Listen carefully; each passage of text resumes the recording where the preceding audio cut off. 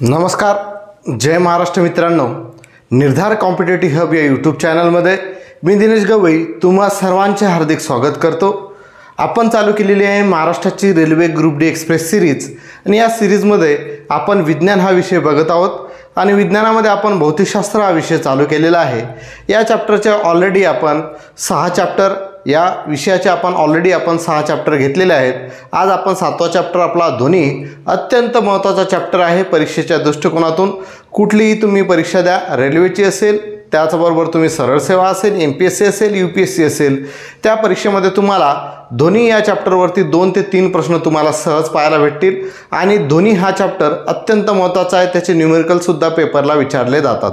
बघा, ध्वनी असेल, प्रकाश असेल, विद्युतधारा असेल, हे तिन्ही चॅप्टर अत्यंत महत्त्वाचे आहेत. कारण यामध्ये फॉर्म्युले आणि कन्सेप्ट थोड्याशा जास्त आहेत आणि थोडासा मोठा चॅप्टर असल्यामुळे यावरचे प्रश्न भरपूर तुम्हाला विचारले जातात. तर ध्वनी म्हणजे काय आपल्याला माहीत आहे. ध्वनी म्हणजे काय असतो? आवाज असतो, बरोबर आहे. आवाज आहे, आवाज म्हणजे साऊंड. मग ध्वनी काय आहे? ध्वनी तर पाहिलं तर ही काय आहे? एक प्रकारची ऊर्जा आहे. एक प्रकारची काय आहे? ऊर्जा आहे, एनर्जी आहे. एनर्जी आहे, एक प्रकारची काय आहे? ती ऊर्जा आहे. मग ध्वनी म्हणजे काय? की ऐकण्याची संवेदना म्हणजे ध्वनी होय. एखादी वस्तूला जर आपल्याला ऐकायचं असेल तर त्याची संवेदना आपल्याला व्हायची असते, म्हणजे ध्वनी म्हणजे ऐकण्याची संवेदना असे आपण ध्वनीला म्हणतो. आणि ध्वनी ही एक प्रकारची ऊर्जा असून ती ऐकण्याची संवेदना निर्माण करते. ते ऐकण्याची काय होते? संवेदना निर्माण करते. ते बघू आपण कशा पद्धतीनुसार होते. तर एखाद्या वस्तूची पुढे मागे जलद गतीने होणारी हालचाल म्हणजेच त्याला आपण कंपन म्हणतो. एखाद्या वस्तूची पुढे मागे जलद गतीने होणारी हालचाल म्हणजेच त्याला आपण कंपन म्हणतो. म्हणजेच त्याला आपण म्हणतो व्हायब्रेशन. काय म्हणतो? व्हायब्रेशन. बाबा, मोबाईल व्हायब्रेट होते म्हणजेच ती काय? कंपन आहे. मोबाईलचं व्हायब्रेशन होणे काय? कंपन आहे. बघा, DJ लावतात तर DJ असा मागे पुढे करत राहतो. त्याचा जो स्पीकर असतो तुम्ही जर पाहिला असेल, तुम्ही त्याचा स्पीकरचा जो भाग असतो ना, तो काळा काळा भाग असतो बघा, तसा मागे पुढे होत राहतो. म्हणजेच तो काय करतो? कंपन तयार करतो. काय करतो? कंपन तयार करतो. आणि या कंपनामुळेच काय होते की आपल्याला जर एखाद्या वस्तूचा आवाज यायचा असेल, एखाद्या वस्तूचं जर आपल्याला ध्वनी तयार करायची असेल तर त्या वस्तूमध्ये कंपन होणं गरजेचं असते. म्हणजे ध्वनीच्या निर्मितीसाठी कंपन होणं गरजेचं असते. हे अत्यंत महत्त्वाचं आहे.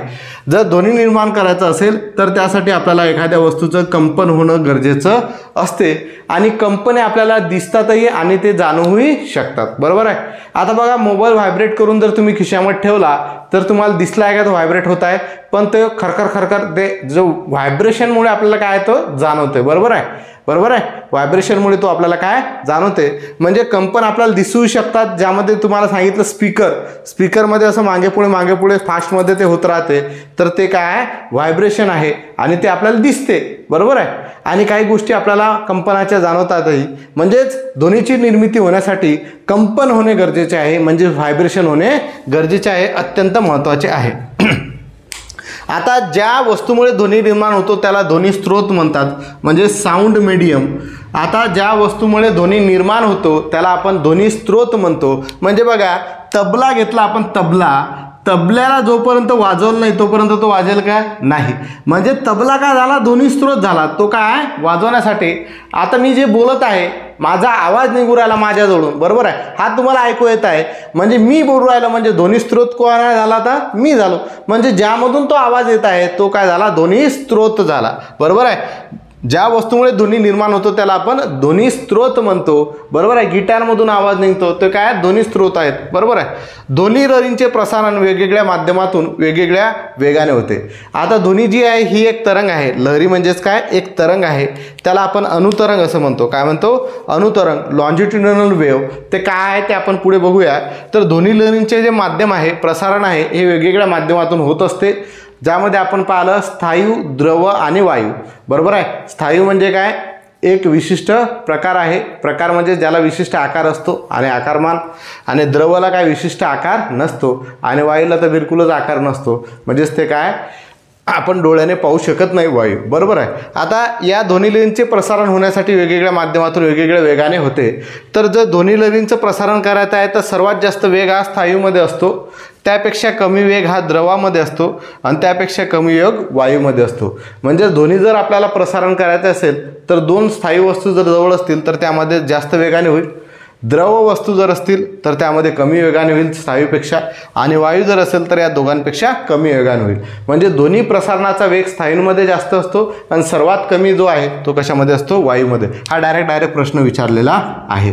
ठीक आहे. आणि हा पण प्रश्न तुम्हाला विचारलेला आहे की ध्वनी निर्माण करण्यासाठी एखाद्या वस्तूचे कंपन होणे गरजेचे असते, आणि ज्या वस्तूमुळे ध्वनी निर्माण होतो त्याला आपण म्हणतो ध्वनी स्त्रोत असे म्हणतो. त्याला काय म्हणतो आपण, ध्वनी स्त्रोत. आता ध्वनी प्रसारण, ध्वनी स्त्रोतांपासून ध्वनिलहरी सर्व बाजूंना प्रसरणे म्हणजेच त्याला ध्वनी प्रसारण असे म्हणतात. ध्वनी स्त्रोतांपासून ध्वनिलहरी सर्व बाजूंना पसरणे म्हणजेच त्याला काय म्हणतात, ध्वनी प्रसारण. त्याला काय म्हणतात, ध्वनी प्रसारण. ठीक आहे. आणि ध्वनी प्रसारणाचे माध्यम जर पाहिलं तर ध्वनी स्त्रोतांभोवती असणाऱ्या ज्या पदार्थातून ध्वनिलहरी पसरतात त्यांना ध्वनी प्रसारणाचे माध्यम म्हणतात. आता ध्वनी प्रसारणाचे माध्यम म्हणजेच मीडियम कोणतं आहे त्याचं. ठीक आहे. आणि ध्वनी प्रसारण म्हणजे काय, साऊंड प्रोपॅगेशन म्हणजे ते पसरण्याचं जे प्रसारण आहे. तर ध्वनी प्रसारणाचे माध्यम जर पाहिलं तर ध्वनी स्त्रोतांभोवती असणाऱ्या ज्या पदार्थातून ध्वनिलहरी पसरतात त्यांना ध्वनी प्रसारणाचे माध्यम म्हणतात. म्हणजे समजा वायूमधून पसरला, द्रवामधून पसरला, स्थायूमधून जर पसरला तर ते काय झालं, त्यांचं ध्वनी प्रसारणाचं माध्यम ते झालेलं आहे. ठीक आहे. आता बघा याच्या कन्सेप्ट जे आहेत मी तुम्हाला सांगितलं, ध्वनी या एक प्रकारच्या तरंग आहेत आणि ते मराठीमध्ये जर पाहिलं तर अणुतरंग आहेत. ध्वनी या कोणत्या तरंगाचे उदाहरण आहे, अणुतरंग आहे. म्हणजे ध्वनिलहरी या अणुतरंग प्रकारच्या असतात, म्हणजेच त्यांची जी तरंग आहे ते अणुतरंग असते, म्हणजेच त्याला लॉन्जिट्युडिनल वेव्ह आपण म्हणतो. तर त्या वेव्ह आपण पुढे बघूया. त्यासाठी आपण काही कन्सेप्ट आपल्याला अजून बघायचे आहेत, ध्वनिशास्त्र वगैरे, ते आपण बघूया. इथं तुम्हाला लक्षात आलं, म्हणजे ध्वनी म्हणजे काय आहे, ऐकण्याची संवेदना आहे आणि ती एक प्रकारची काय आहे, ऊर्जा आहे. बरोबर आहे ना. ऊर्जा असून ते काय करते, ऐकण्याची संवेदना तयार करते. एखाद्या वस्तूची जलद गतीने पुढे मागे होणारी हालचाल म्हणजेच त्याला कंपन किंवा व्हायब्रेशन आपण असं म्हणतो. ठीक आहे.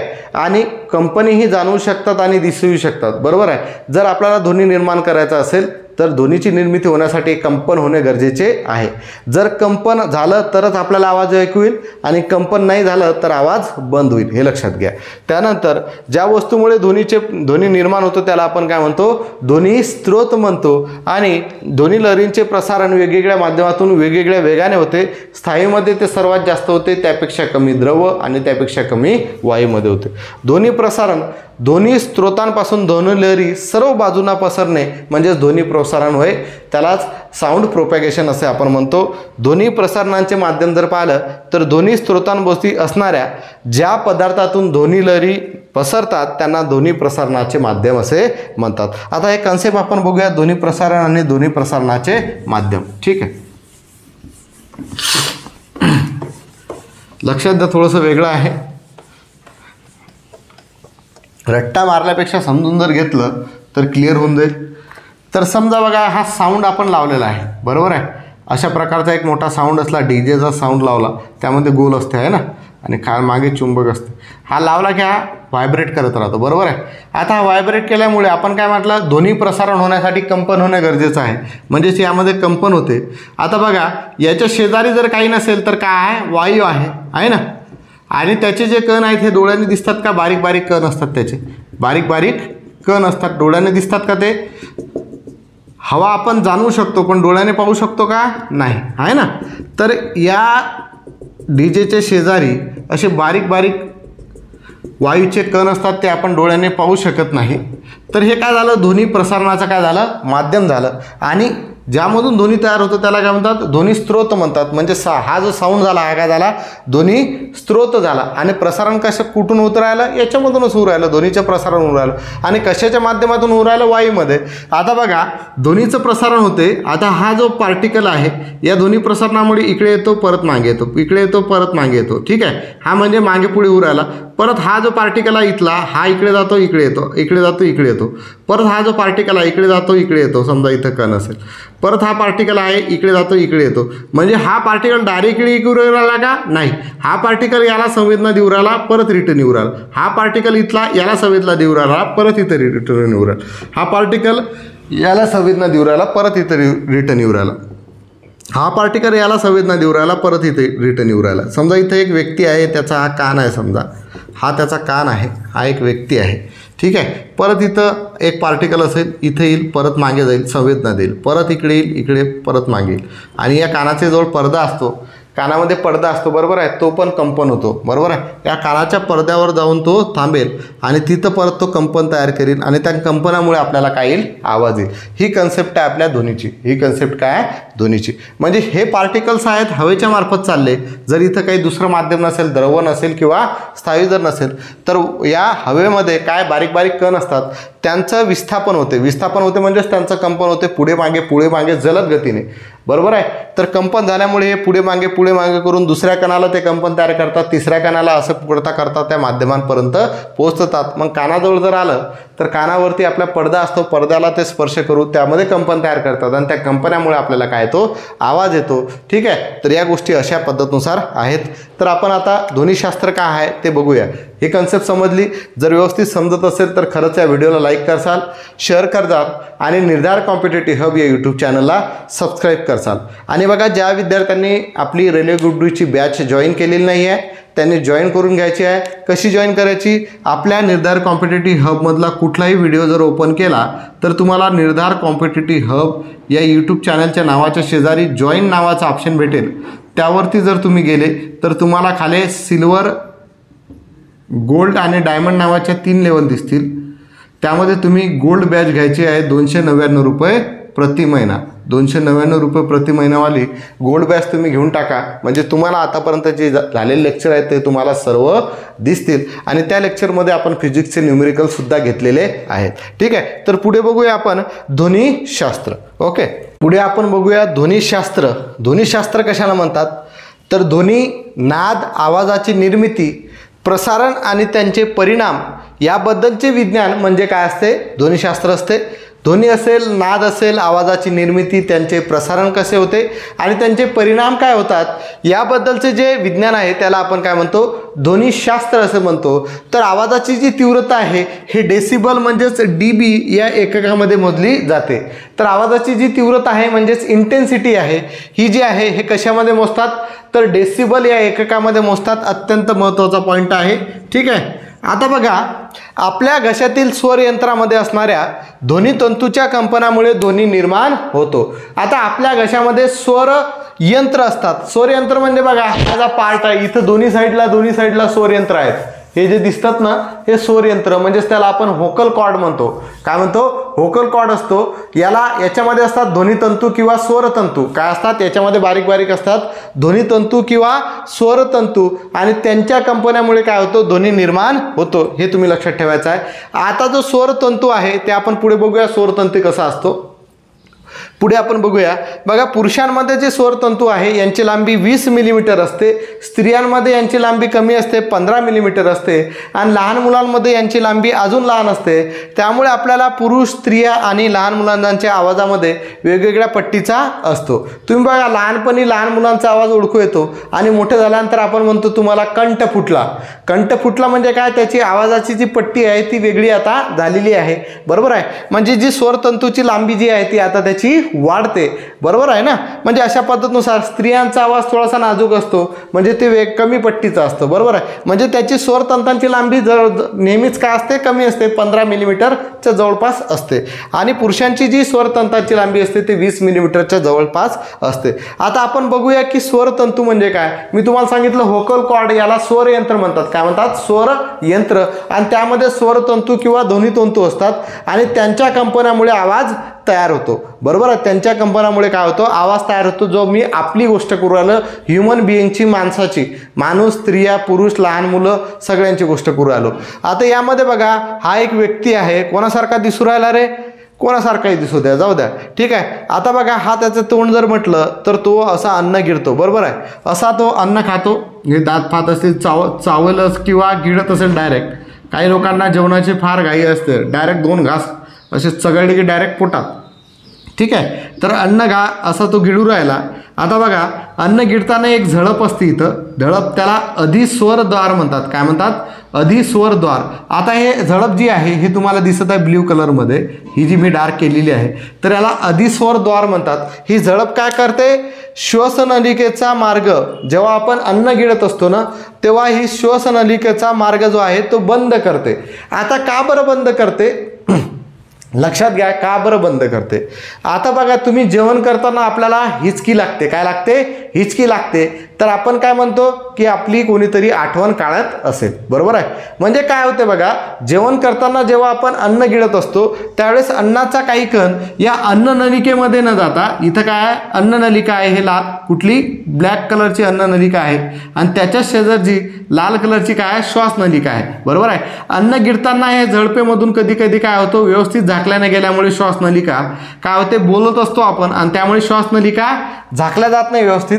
तर कधी कधी अन्न गिळताना या अन्ननलिकेमध्ये अन्न न जाता श्वासनलिकेमध्ये थोडंफार कण काहीतरी त्यामध्ये जातात, आणि ते कण बाहेर काढण्यासाठी ते हिचकी नेहमी आपल्याला येते.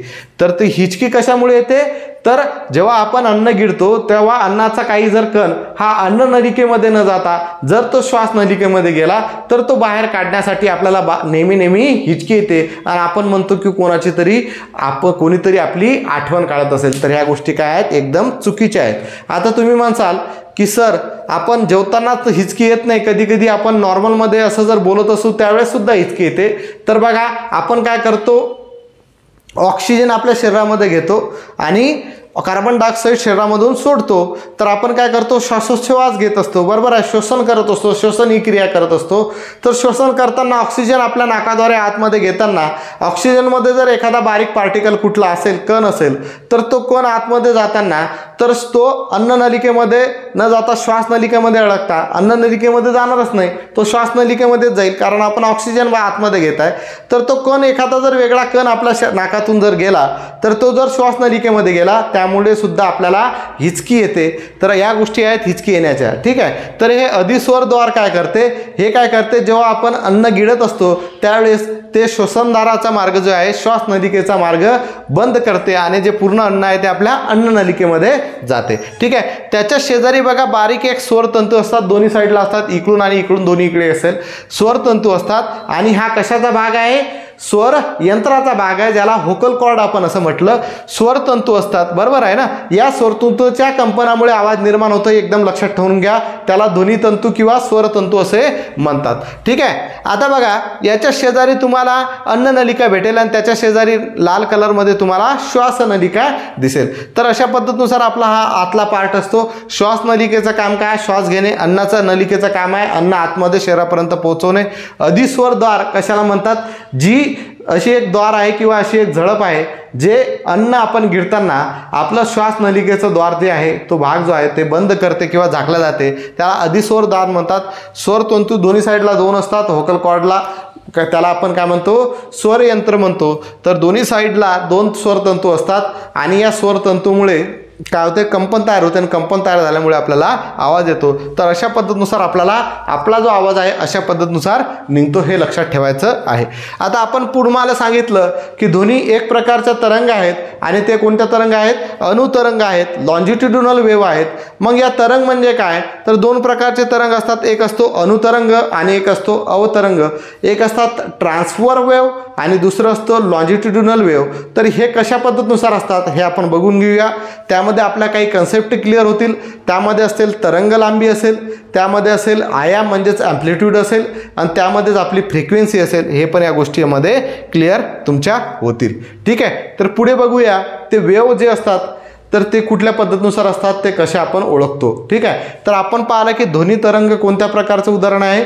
ध्वनी जे आहेत हे लहरी जे आहेत अनुतरंगाच्या लहरी आहेत, किंवा ज्याचे जे वेव्ह आहे हे लॉन्जिट्युडिनल वेव्ह आहे, अनुतरंग, ठीक आहे. तर पुढे आपण बघूया वेव्ह जे आहेत, तरंग आहेत, हे कुठल्या पद्धतीनुसार असतात.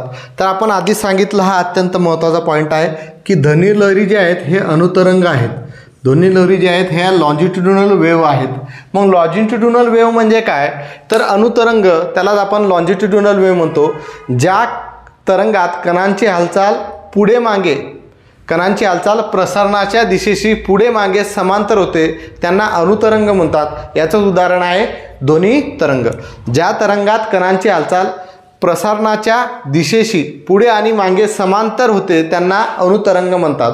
उदाहरणार्थ ध्वनी तरंग। बघा हे अणुतरंगाचा आपण एक डायग्राम काढलेली आहे। तर बघा स्प्रिंगनी जर कॉम्प्रेस केली म्हणजे तिला जर दाबलं तर तो जो भाग असतो त्याला कॉम्प्रेशन म्हणतात, त्याला काय म्हणतात, कॉम्प्रेस करणे आहे ना। आणि स्प्रिंग जर सोडली तर त्यामध्ये काय अंतर वाढते, स्प्रिंग जर सोडली तर त्यामधलं जे डिस्टन्स आहे ते वाढते, तर त्याला म्हणतात रेअर फॅक्शन, त्यालाच काय म्हणतात, रेअर फॅक्शन। मराठीमध्ये स्प्रिंग जर कॉम्प्रेस केली तर त्याला म्हणणार संपीडन, काय म्हणतात, संपीडन। काय शब्द आहे, संपीडन। हा जो पार्ट आहे हा तर स्प्रिंग समजा आपशी मी दाबून धरली तर याला काय म्हणणार, संपीडन, काय म्हणणार, संपीडन। आणि स्प्रिंग जर मी सोडली तर त्याची लेंथ वाढेल तर त्याला काय म्हणणार, विरलन, काय म्हणतात, विरलन म्हणतात। इंग्लिशमध्ये त्याला म्हणतात कॉम्प्रेशन आणि सोडल्यानंतर त्याला म्हणतात रेअर फॅक्शन, बरोबर आहे। आता बघा हा एक ऑब्जेक्ट आहे, याची आवाज डायरेक्शन ऑफ ट्रॅव्हल जे आहे, आवाज तिकडे जाण्यासाठी काय उरायला, अणुतरंग आहे। आता बघा यामध्ये हे जे आहे हे कॉम्प्रेशन झालं, काय झालं, कॉम्प्रेशन झालं म्हणजेच हे संपीडन झालं। त्यानंतर पुढे रेअर फॅक्शन झालं, पुढे मागे या गोष्टी उरायल्या, कॉम्प्रेस उरायला पुढे जाऊ राहिलं, कॉम्प्रेस उरायला रेअर फॅक्शन उरायलं, CR असं करत करत पुढे ते जात आहे। Compress rare faction, compress rare faction, संपीडन विरलन, संपीडन विरलन, संपीडन विरलन। अशा दिशेने या समजा ही गोष्ट, ही तरंग जी आहे ही या दिशेने ट्रॅव्हल्स करत आहे, या दिशेने प्रवास करत आहे। संपीडन पहिले होईल विरलन, नंतर परत संपीडन, परत विरलन, म्हणजे हे मागे पुढे ट्रॅव्हल करू राहिले, काय करू राहिली, मागे पुढे किंवा पुढे मागे अशा पद्धतीनुसार हे समांतर आहे। ज्या दिशेने हे चालली त्याच दिशेने ही जी तरंग आहे ही ट्रॅव्हल करत आहे, म्हणजे ती त्या तरंगाच्या दिशेशी, ज्या दिशेने तरंग जात आहे त्या दिशेशी काय समांतर आहे, तर ती जी असते ती आपली अणुतरंग असते। आणि यामध्ये बघा जो कॉम्प्रेस पार्ट असतो त्याला आपण म्हणतो संपीडन आणि जो विस्तारण होते त्याला म्हणतो आपण विरलन। आता लक्षात घ्या, दोन संपीडनांमधील अंतर म्हणजे असते त्याची तरंग लांबी, दोन लगतच्या संपीडनामधील किंवा दोन लगतच्या विरलनामधील, दोन लगतच्या कॉम्प्रेशनमधील किंवा दोन लगतच्या रेअर फॅक्शनमधील जे अंतर असते त्याला म्हणतो वेव लेंथ, तरंग लांबी, त्याला काय म्हणतो आपण, तरंग लांबी। आता बघा हे कॉम्प्रेशन आहे, हे कॉम्प्रेशन आहे, या कॉम्प्रेशन पासून जवळचं कॉम्प्रेशन हे आहे, ठीक आहे, इथलं नाही म्हटलं मी, दोन लगतच्या जवळपासचे त्या दोघांमधलं जे अंतर असते त्याला आपण म्हणतो वेव लेंथ, तरंग लांबी, ठीक आहे। तर तरंग लांबी जी आहे ही आपण कशामध्ये मोजतो, लांबी कशामध्ये मोजतो रे आपण, मीटरमध्ये मोजतो, म्हणजे ज्या तरंग लांबीचं एकक किती होईल, मीटर। आणि बघा तरंग लांबी जी आहे ही जी आहे ही लॅम्बडा या अक्षराने दाखवतात, तरंग लांबी जर दाखवायची असेल तर लॅम्बडा या अक्षराने दाखवतात आणि त्याला अशा पद्धतीनुसार लिहिलं जाते। लक्षात ठेवा, तरंग लांबी जी आहे दोन लगतच्या संपीडनामधील किंवा दोन लगतच्या विरलनामधील विस्थापन किंवा अंतर म्हणजेच ते असते त्याचं वेवलेंथ, तरंग लांबी। विस्थापनच आपण म्हणूया कारण वस्तू काय एका ठिकाणाहून दुसऱ्या ठिकाणी जात आहे, ठीक आहे। तर दोन लगतच्या संपीडनामधील किंवा दोन लगतच्या विस्थापनामधील जे अंतर असते किंवा विस्थापन असते त्याला आपण म्हणतो वेवलेंथ, तरंग लांबी।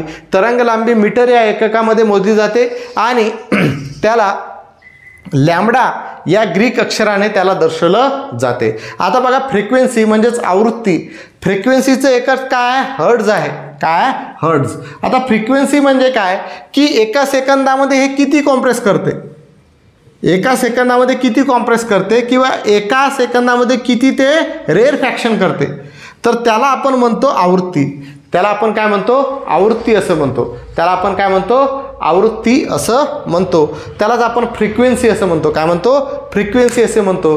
तर फ्रिक्वेन्सीचे एकक जे आहे, फ्रिक्वेन्सी कशामध्ये मोजतो रे आपण, हर्ट्जमध्ये मोजतो, आपण ऑलरेडी बघितलं, HZ हर्ट्जमध्ये मोजतो। आणि फ्रिक्वेन्सी जी आहे इथं न्यू या अक्षराने दाखवतात, कशाने, न्यू या अक्षराने, जसा व्ही आहे ना, व्हीला थोडं जर असं केलं तर न्यू या अक्षराने दाखवतात, कशाने दाखवतात, न्यू या अक्षराने। त्याची व्याख्या वगैरे पुढे आपण बघूया। तर हे समजलं, जर लॉन्जिट्युडिनल वेव्ह म्हणजे काय की ज्या दिशेने ध्वनी ट्रॅव्हल करत आहे किंवा ज्या दिशेने आपलं जे माध्यम आहे त्या दिशेने ते समांतर असेल तर पुढे मागे ते जात आहेत, तर पुढे मागे जाण्याची दिशा जी असते ती असते अनुतरंग. म्हणजेच त्याला जो वेव जो आहे तो पुढे मागे जर करत असेल म्हणजे संपीडन विरलन, संपीडन विरलन, संपीडन विरलन, कॉम्प्रेशन रिएरफॅक्शन, कॉम्प्रेशन रिएरफॅक्शन अशा परीनं पुढे मागे जात जात जर त्या माध्यमांपर्यंत जर पोहोचत असेल तर त्याला काय म्हणतो आपण अनुतरंग असे म्हणतो. पुढचं आपलं अवतरंग, ट्रान्सव्हर्स वेव्ह. ट्रान्सफर वेव्ह बघा, तुम्हाला मी आवाज कसा येतो ते तुम्हाला सांगितलं. काय होत होता तो, धुळीचा कण किंवा वायूचा जो कण आहे तो पुढे येत होता, मागे जात होता. ते दुसऱ्या कणाला टच करत होता, तिथं व्हायब्रेट करत होता, परत पुढे येत होता, मागे जात होता. तसं तो मनुष्याच्या कणामध्ये, मनुष्याच्या कानापर्यंत पोहोचला, पडद्यापर्यंत गेला आणि तिथं व्हायब्रेट होऊन आपल्याला त्या वस्तूचा, त्या साऊंडचा आवाज आला. तशाच पद्धतीनुसार हे अनुतरंग काम करते. दुसरा आहे अवतरंग. अवतरंग बघा लंबरूपी असणार. म्हणजे काय, ज्या तरंगात कणांची हालचाल प्रसारणाच्या दिशेशी वर खाली म्हणजेच लंब दिशेने होते त्यांना अवतरंग म्हणतात. याचं उदाहरण आहे आपलं प्रकाश तरंग. कुठलं उदाहरण आहे, प्रकाश तरंग. ही मी डायग्राम काढलेली आहे. आता बघा हा पार्ट हा वर गेला, परत इथून खाली आला, वर गेला तर याला आपण म्हणतो क्रेस्ट, त्यालाच आपण मराठीमध्ये म्हणतो शिखर. काय म्हणतो, शिखर. खाली आला खालच्या पातळीला त्याला आपण म्हणतो ट्रप, त्यालाच आपण म्हणतो द्रोणी मराठीमध्ये. काय म्हणतो, द्रोणी. बरोबर आहे. Crest trough, crest trough, crest trough, crest trough, वर खाली होऊ राहिला तर त्याला काय म्हणतात, अवतरंग. म्हणजेच डायरेक्शन ऑफ ट्रॅव्हल जी आहे तरंगाची अशा पद्धतीनुसार आहे, पण हे ट्रॅव्हल करताना वर जाते खाली येते, वर जाते खाली येते, क्रेस्ट ट्रप होते, क्रेस्ट ट्रप होते, शिखर द्रोणीकडे जाते, शिखर द्रोणी, शिखर द्रोणी अशा पद्धतीनुसार ट्रॅव्हल्स करत आहे. इथं काय होतं तर क्रस्ट ट्रप, इथं काय होतं तर कॉम्प्रेशन रेअरफॅक्शन, कॉम्प्रेशन रेअरफॅक्शन. इथं क्रस्ट ट्रप, क्रस्ट ट्रप, शिखर द्रोणी, शिखर द्रोणी, वर खाली अशा माध्यमातून जर जात असेल तर तो असतो अवतरंग. वरची जो पार्ट असतो त्याला, वरची जो जाईल त्याला म्हणतात शिखर, खाली जो असतो त्याला म्हणतात ट्रप. ठीक आहे. जसं आपण इथं बघितलं वेव्हलेंथ म्हणजे काय, दोन कॉम्प्रेशन, लगतच्या कॉम्प्रेशन किंवा दोन लगतच्या रेअरफॅक्शन मधील जे विस्थापन असते किंवा अंतर असते त्याला आपण म्हणतो तरंग लांबी. आणि यामध्ये तरंग लांबी काय असेल मग, दोन लगतच्या क्रस्ट मधील किंवा दोन लगतच्या ट्रप मधील जे अंतर असते त्याला आपण म्हणू तरंग लांबी. परत तरंगाचं एकक काय, मीटर.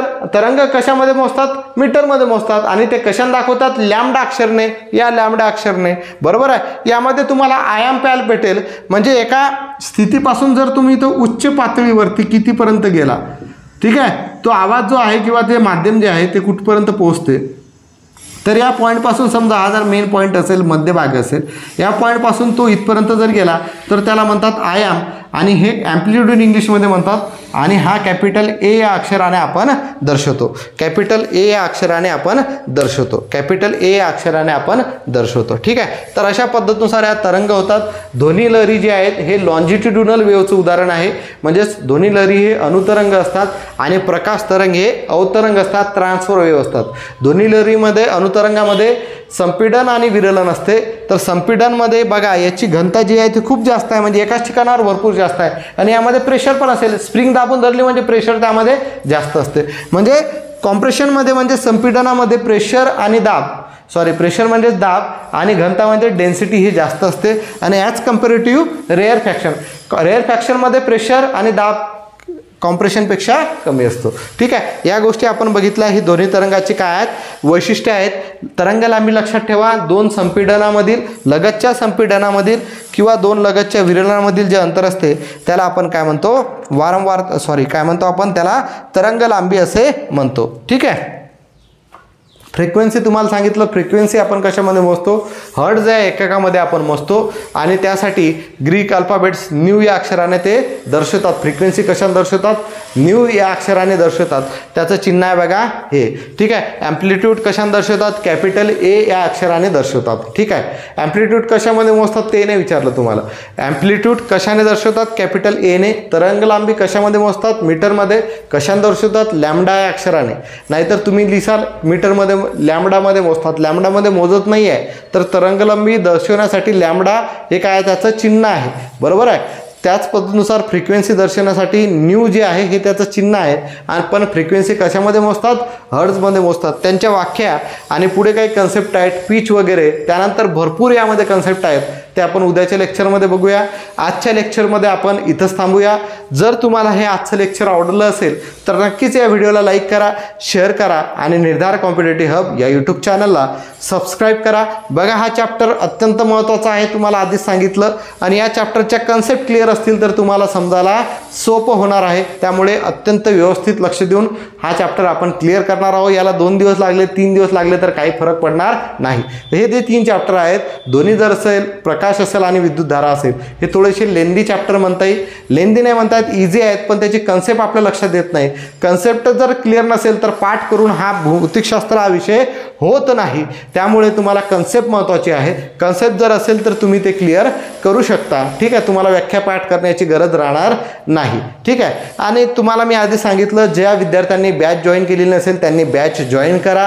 काही जर प्रॉब्लेम असेल तर तुम्ही मला मेसेज करू शकता, ठीक आहे, किंवा कॉलसुद्धा करू शकता, ठीक आहे। तर उद्याच्या लेक्चरमध्ये आपण यापुढचा पाठ बघूया, काही व्याख्या आहेत आणि पुढे जे आहेत डॉपलर इफेक्ट असतील किंवा कोणत्या माध्यमातून कसं असते, पिच कायला म्हणतात, ठीक आहे। तर त्या गोष्टी आपण बघूया पुढच्या लेक्चरमध्ये। तर आजच्या लेक्चरमध्ये इथंच थांबूया। धन्यवाद। जय महाराष्ट्र मित्रांनो।